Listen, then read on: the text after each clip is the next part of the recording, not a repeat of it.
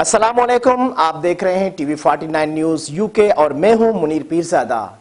आइए आपको ले चलते हैं आज की खबर की जानिब।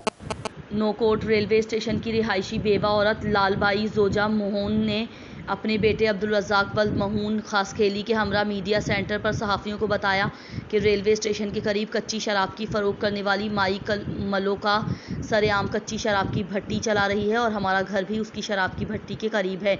जब हमने कच्ची शराब की फ़रोख्त और शराब तैयार करने वाले अड्डे को बंद करने को कहा तो उसने मेरे बेटे अब्दुल रज़ाक खासखेली पर जिना का झूठा मुकदमा दर्ज करा दिया, जिसको ज़मानत के बाद आज़ाद कराया गया। मगर अब बकरी की चोरी का झूठा इल्ज़ाम लगाकर हमें बिला जवाब तंग किया जा रहा है। हमको इस शराब फरोख्त करने वाली औरत से खतरा है क्योंकि इस औरत को बासर लोगों की सरपरस्ती हासिल है। उन्होंने एसएसपी मीरपुर खास और दीगर बाला हुकाम से मुतालबा किया है कि रेलवे स्टेशन पर पहुंचकर इस वाक़े की इंक्वायरी की जाए। इस मंशियात फरोश औरत ने हमारा जीना जंजाल कर दिया है और हम शरीफ लोग हैं, हमें इंसाफ और तहफ़्फ़ुज़ फराहम किया जाए। हमको इससे जान का खतरा है।